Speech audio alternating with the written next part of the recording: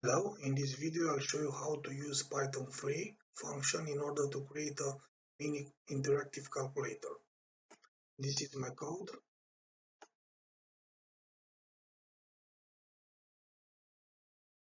Let's see how it's work. I've run the code from Windows command line.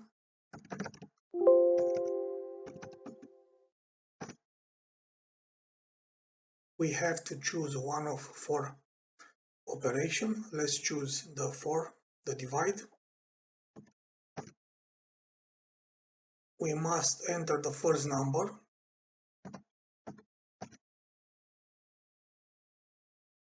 and the second number.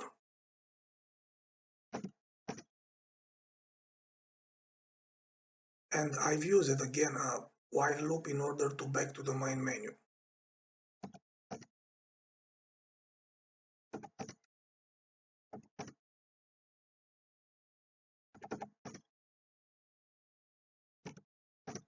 Thanks for watching.